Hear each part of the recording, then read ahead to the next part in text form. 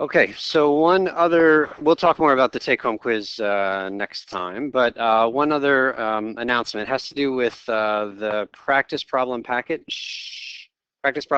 which I handed out on the first day. And so I wanted to make you aware of what that document is. So it used to be the case that, I'll pull it here. That's not it, this guy. So there's the practice problems for 201, for 202 is what it says at the top. So everybody has one of these, right? I gave that on the first day. So here's what this document is. Last semester in 201, we had a bunch of practice problems for each test, and heading into each test, these problems were just embedded in the packets. And what Caitlin and I decided to do this semester was just take them out of the packets. So there aren't any of these like practice test problems in the packets anymore. They're now just this completely separate packet that contains practice problems for the whole semester.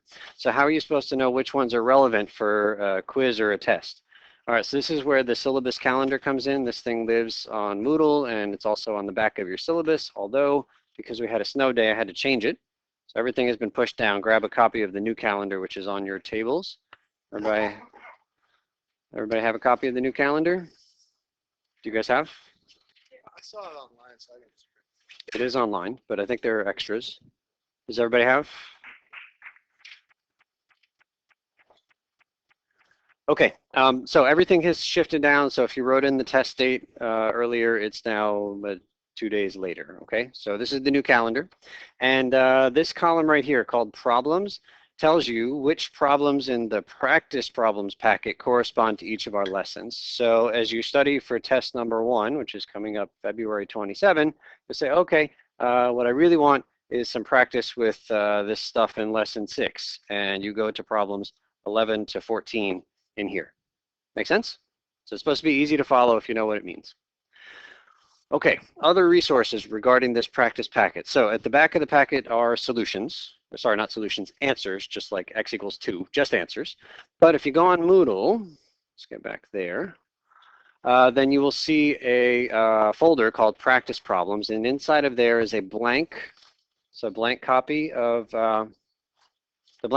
this document, but also a copy with full-blown solutions. And so if you open that solutions PDF, which I've done here, you'll see like actual full-color solutions. Okay, so this is here available. I'm not printing this, but it's there on Moodle.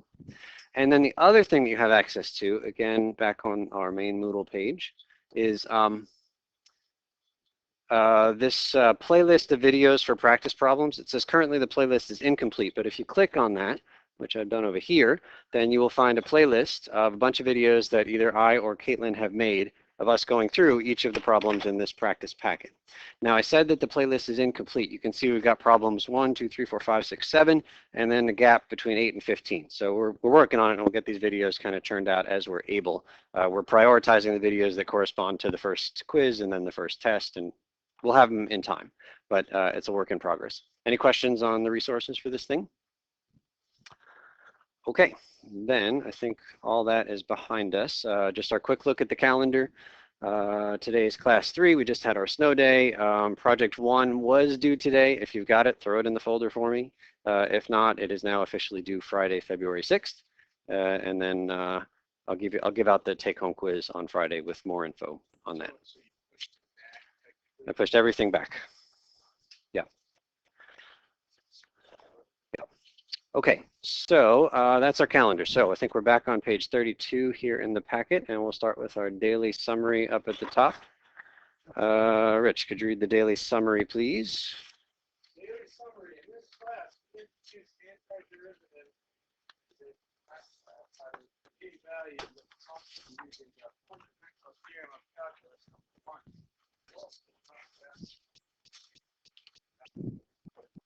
Thank you. Susanna, number 1.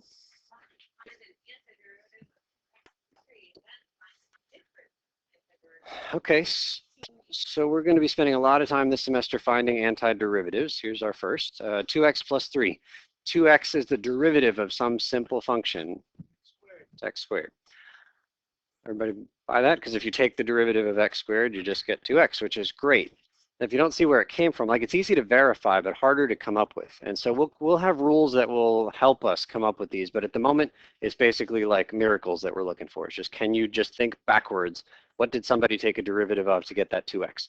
Same thinking backwards idea. What did somebody take a derivative of to get that plus 3? Is 3x.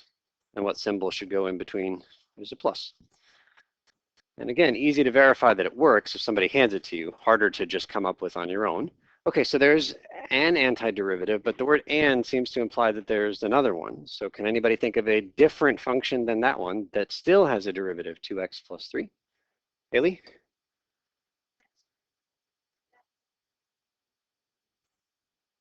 Wasn't that sneaky? But it's different, isn't it? So how many antiderivatives does 2x plus 3 have? Infinitely many. But they're all basically the same, except for that plus some number at the end. Yeah, we'll generalize here. You can read number 2 for us, if you would.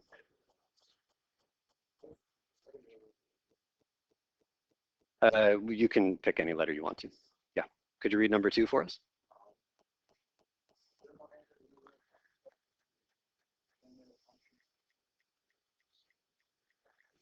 Okay, so this is just capturing the fact that that 7 could have been any number, right? And would still have the derivative x, 2x plus 3. Okay, we're going to skip number 3. We're going to come back to it, I promise. But let's jump to number 4. Who was our last reader over here? Haley, could you read 4?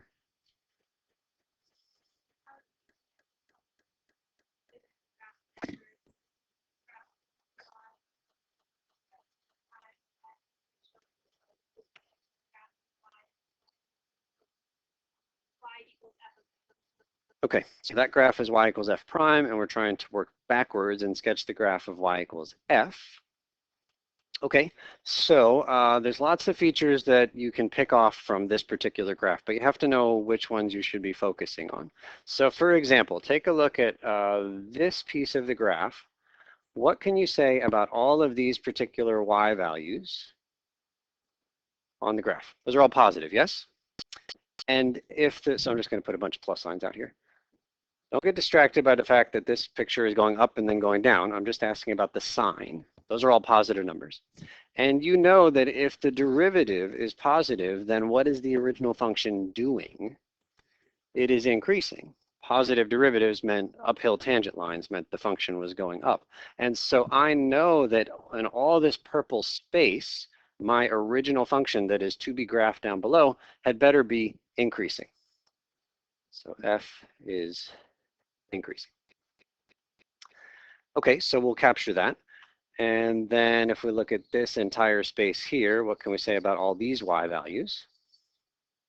The y values are negative. And if the derivative is negative, then what is f doing? F is decreasing.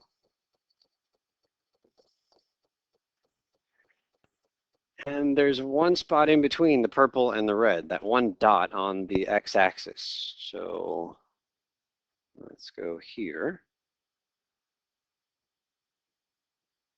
What can you say about f prime at that one spot? It's 0. The y value isn't positive or negative. F prime is 0. And if f prime is 0, then what's the graph of f doing?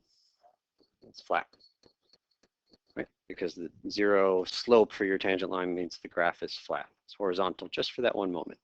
Okay, so we got a lot of good information here. I'm going to draw something down below that is increasing and then flat and then decreasing. Okay, if you're going to draw this, make sure you have a pencil because we're going to draw it wrong initially. Let's see, so increasing and then flat and then decreasing. I'll grab that number. It looks like, I don't know, 3.2, 3.1-ish.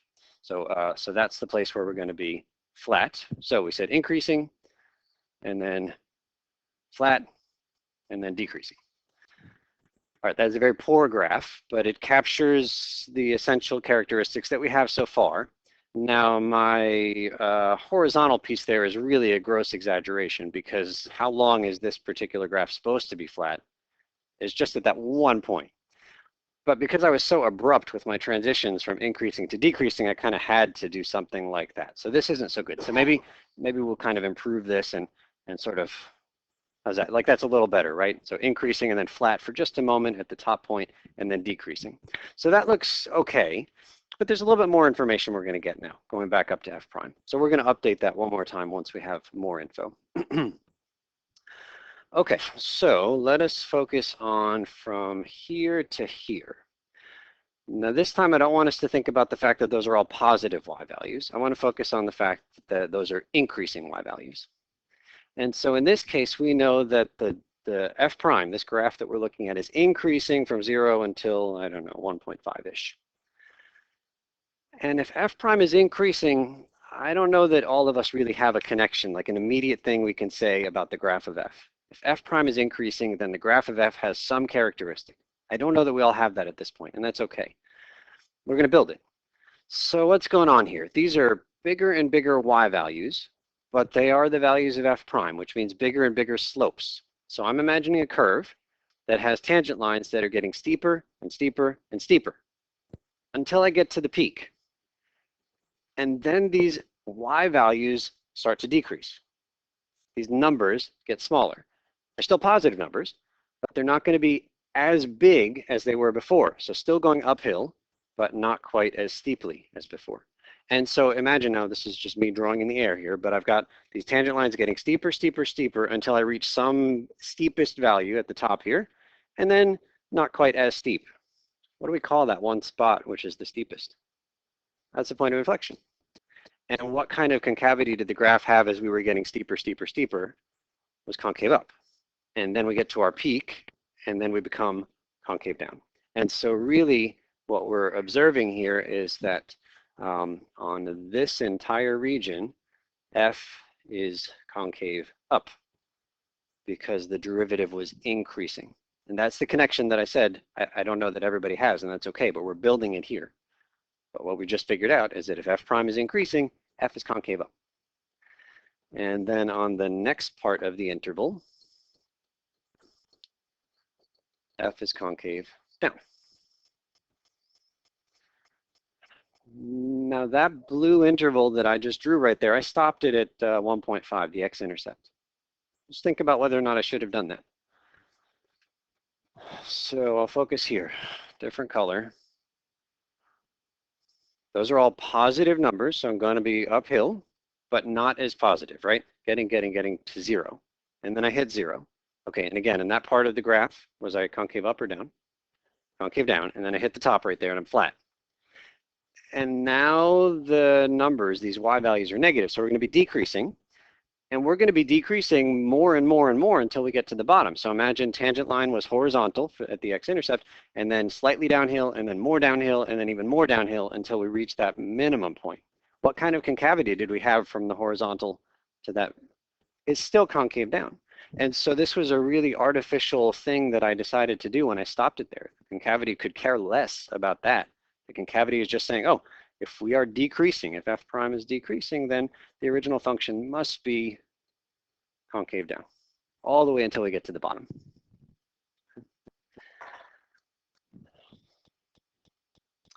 And at that bottom point was our steepest downhill.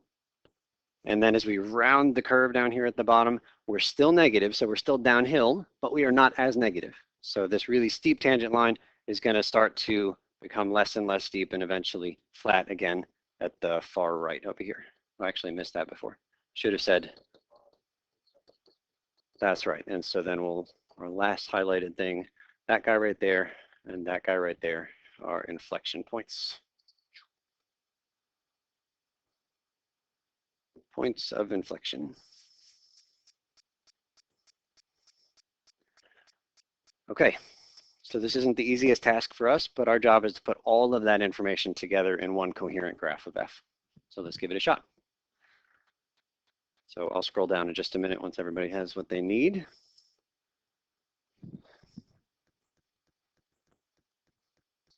Okay, so here we go. In the beginning, we said we were going to be increasing and concave up. Super. Increasing, concave up. And then something changes. We're still increasing, but we become concave down. And then flat at about 2 point whatever. And then we begin to decrease, still concave down. until we get to this magical minimum point, which I'll put right there. So concave down until we get to that spot, and then it becomes concave up. And then eventually flat at the very end. So I'm going to make a note, a couple of points that are flat. And then we'll also make a note of our points of inflection, which is like right there and here-ish. I don't know if you saw, but as I was drawing this, I was constantly like making little adjustments, so I didn't quite go as far as I wanted to, erase that, fix it. And that's the process. This is not something where you should just be able to get a beautiful graph the first time your pencil touches the paper. Steve. Arbitrary starting point. Why is it an arbitrary starting point? We don't know the function, it's true. Yeah, that plus C, that plus 7 that Haley made up for us could have been anything. We just graphed an antiderivative, right? We looked at the graph of f prime and we graphed f. We did an antiderivative graph. And if there's an antiderivative graph, it could have been a plus 7 or plus 15 or a minus 20. All of these vertical shifts are totally acceptable. What we need to capture is the increasing decreasingness and the concavity, just like we did.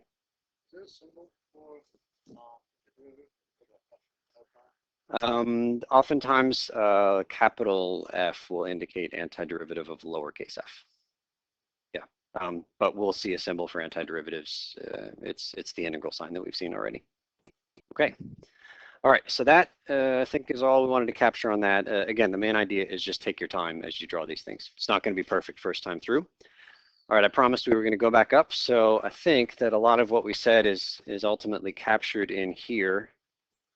So just kind of as a reference. So the first two lines, I think, are things that are quite familiar. If f prime is positive, f is increasing. If f prime is negative, f is decreasing. That's kind of the easier direction.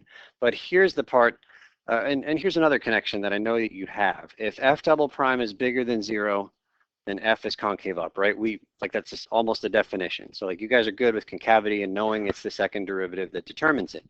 But it's the middle piece that was essentially the new thing for today, is that if f prime is increasing, lo and behold, f was concave up.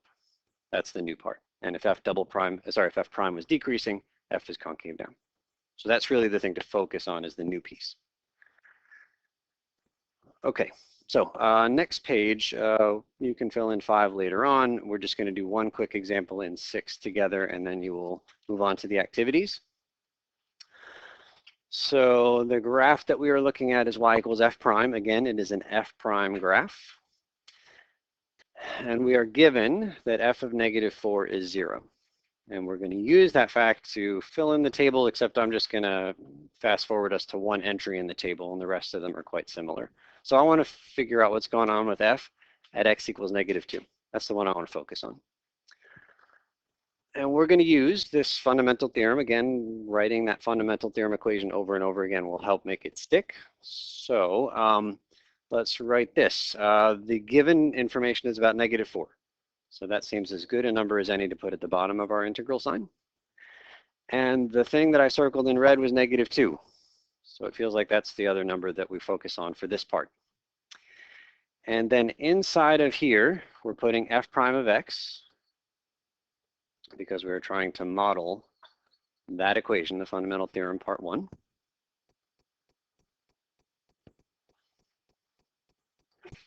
And again, don't forget the dx is just part of the symbol. And according to the fundamental theorem, it's f of b minus f of a. It's the top guy minus the bottom guy, and it's f, not f prime anymore, but f. So what are we putting here? F of, is it negative 4 or negative 2? Negative 2, top guy, minus f of negative 4. Okay, so that's what the fundamental theorem says. Now we got to see if that's going to be helpful for us.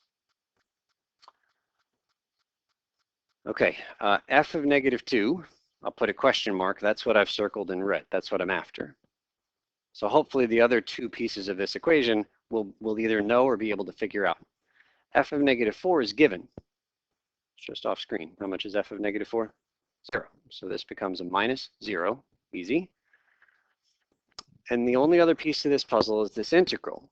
Finding integrals is typically a hard thing, but geometrically an integral, a definite integral, means something very specific. What does it mean? Area under the curve. That's what that integral sign means, is a definition of that symbol. So this is asking us to find the area under the curve, under this curve, because this is our f prime graph. From -4 to -2. So I'm going to draw this line here at -4 and another one at -2. Actually, I want to change what I am circling because something rather uninteresting happens at -2. Can we focus on this guy instead at -1?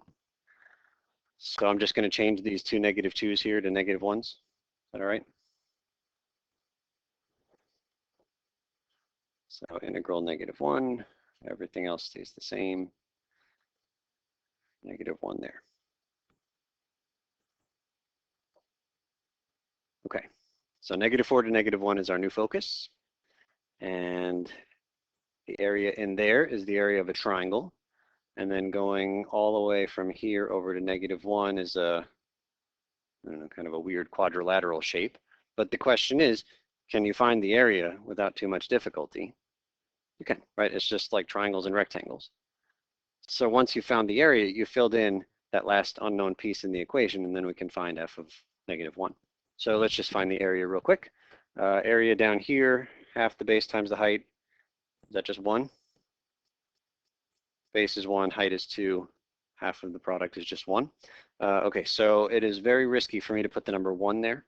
What would be a better thing to put there? -1. Because even though we're saying area, that integral sign includes negative stuff below the x-axis. Okay, and then this weird shape here, I guess you can cut it up in a few different ways. I'll cut it right there. The triangle part on the left, what's the area? Is 1. Okay, so that's actually why I changed it from -2, because then everything would have just canceled. Okay, so then this trapezoid, maybe you know the trapezoid formula. If not, then I guess you're cutting it further into a rectangle and a triangle. So area down here, that square has a 1. That triangle has a half. So 1.5 is the total of that guy. So then when I combine positive areas and negative areas, what do we get? Just 1.5, right? 2.5 minus the 1. So altogether, I get 1.5 right there. Is the question mark minus 0.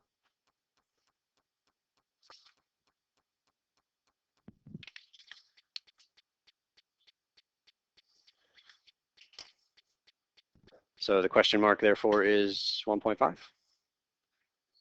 And that's what goes right there.